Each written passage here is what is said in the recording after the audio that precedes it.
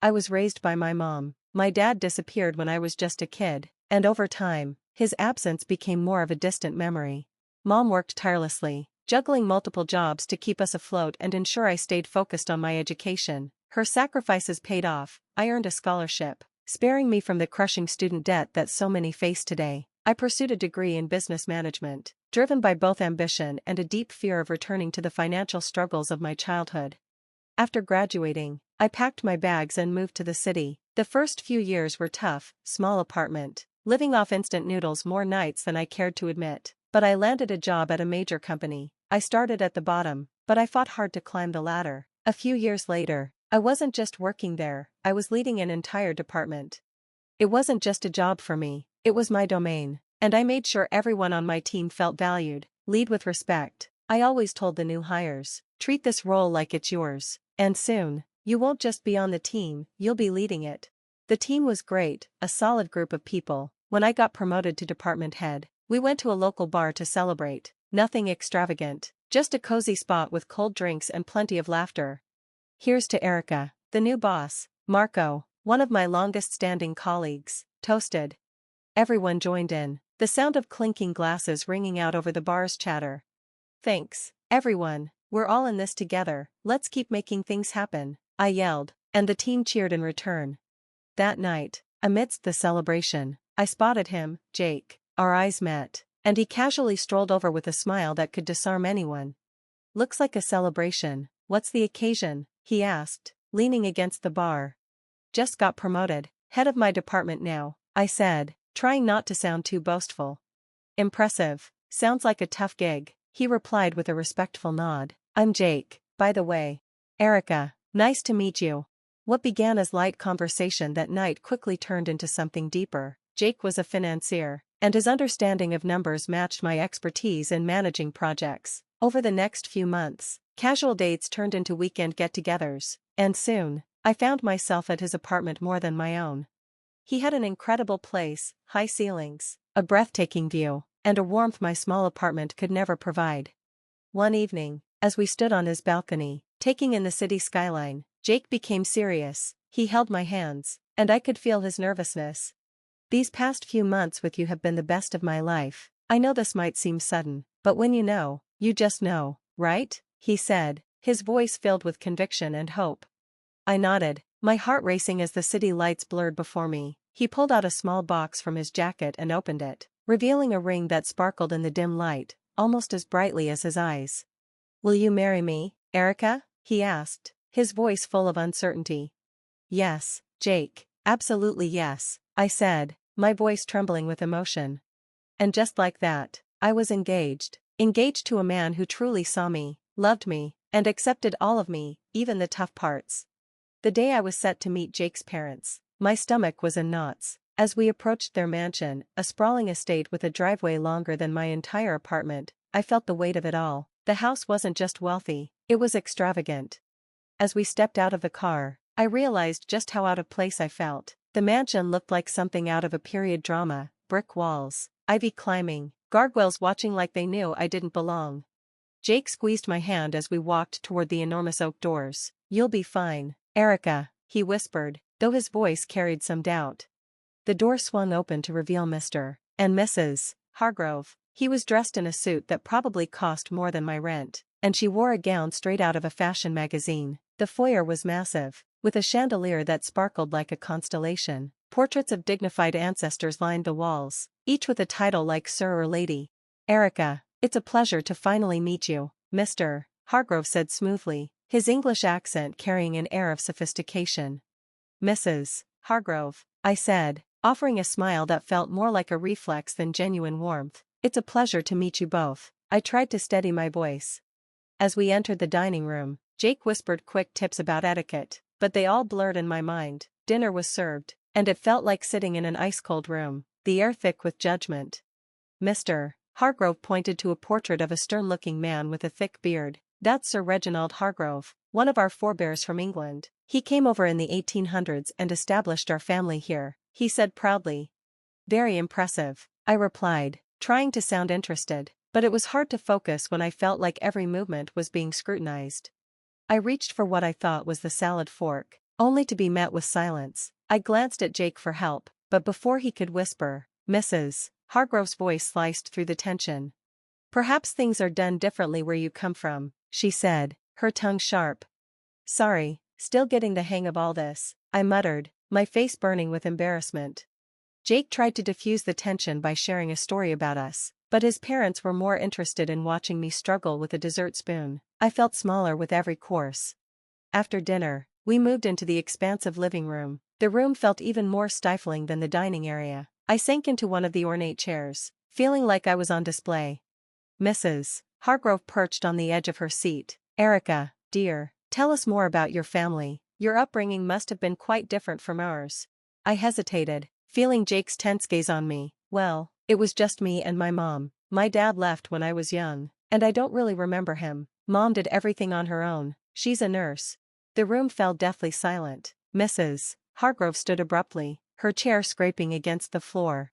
This is unacceptable, she declared, her voice dripping with disdain. We are descendants of an ancient lineage. We have standards, traditions. I will not allow my only son to marry someone without pedigree. Mr. Hargrove, who had been silent until now, finally spoke. It's crucial for us that our family's connections are strong and well documented. Erica, can you even name your great-grandparents?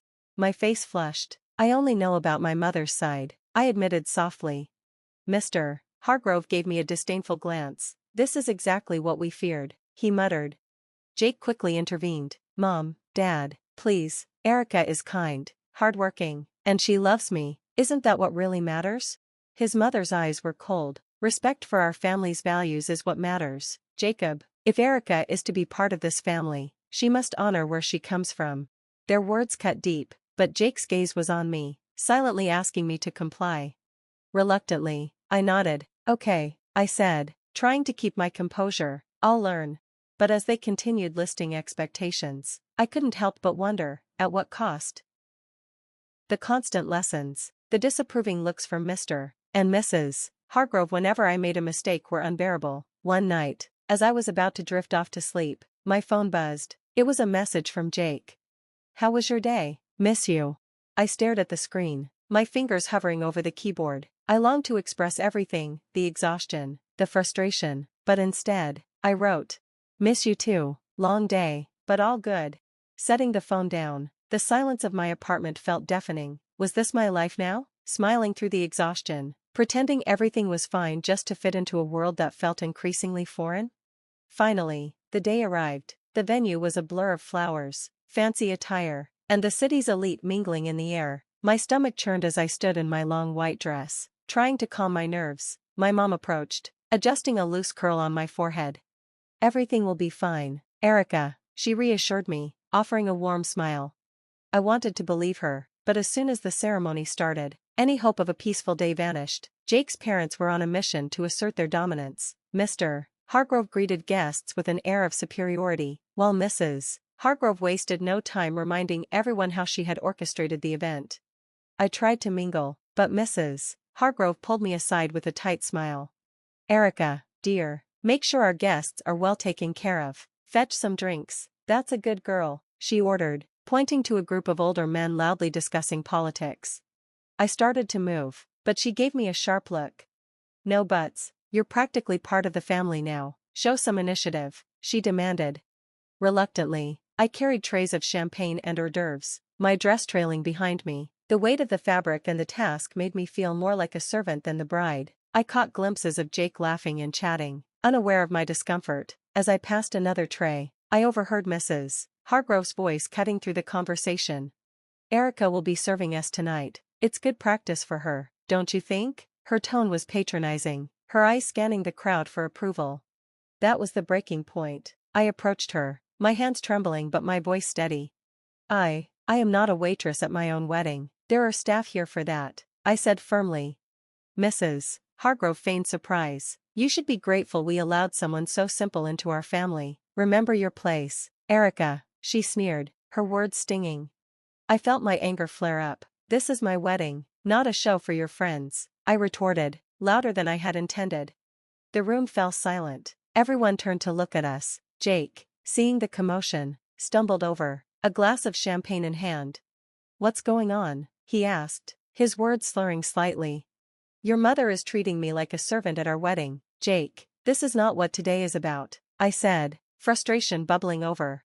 Jake looked between me and his mother, confusion in his eyes. Erica, why are you making a scene? Just do what she says. It's not a big deal.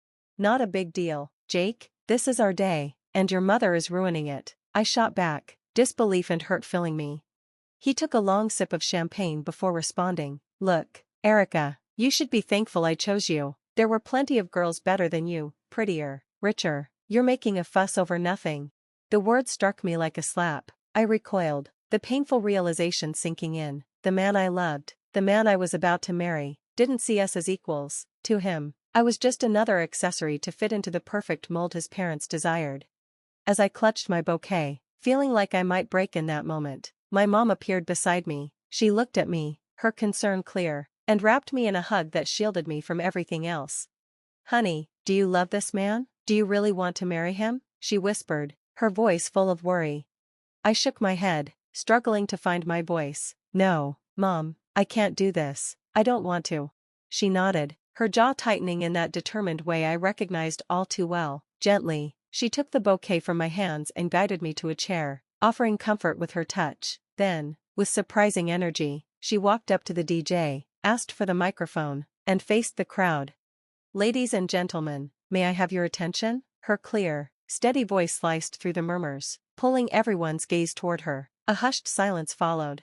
Taking a deep breath, she turned directly to Mr. and Mrs. Hargrove. I need to share something about truth and appearances, she began, her gaze unwavering. I went to school with Charles and Eleanor Hargrove. Back then, they didn't have English accents or claim any noble heritage. Their families worked hard, just like ours. A murmur spread through the room. Charles's father was a mechanic, and Eleanor's mother worked at the diner. She continued, the titles, the accents, the legacy they created, all of it was to hide the truth of where they came from. The room buzzed with whispers, guests turning to scrutinize the Hargroves, who now looked smaller, their proud airs dissolving. Mrs. Hargrove stood, flushed, her aristocratic mask slipping away. This is absurd, she exclaimed. But my mom wasn't done yet. To think you'd stand upon these lies and dare judge my daughter's worth based on them. Erica is worth 1,000 of your fabricated titles. She is real, something you seem to have forgotten how to be. The whispers intensified. The guests' looks now carried disdain as they turned on the Hargroves. Mr. Hargrove tried to speak, but his voice faltered, his accent slipping into something less polished, more desperate. We did what we thought was best. For who? My mom snapped. For your son? For society? Or just for your own fragile pride? The truth now hung in the air. The Hargroves shrank before it. Jake, his face twisted in disbelief and anger, stormed over to me, hissing, you've ruined everything. Erica, you've humiliated my family. Now you're questioning if I even want to marry you after this? His words stung, but before I could reply, he grabbed my arm, pulling me closer. I'll show you how to be a good wife, one who knows her place. His threat hung in the air, heavy with malice. I yanked my arm away with all my strength. Stepping back, the room fell into complete silence. Every eye on us. This was the man I had nearly married. This was the family I was about to join. No, this wasn't my life. Drawing a deep breath, I channeled my mom's strength. There will be no wedding, I declared loudly. I regret ever considering marrying someone who mirrors the arrogance and deceit of his parents. The room erupted into murmurs, some shocked, others supportive. Jake stood frozen, mouth agape, struggling to comprehend what I had just said. My mom stood by my side, a protective presence in the chaos. Together, we made our way through the crowd, heads held high. I had lost a fiancé but gained my freedom, my self-respect, and, most importantly, my future.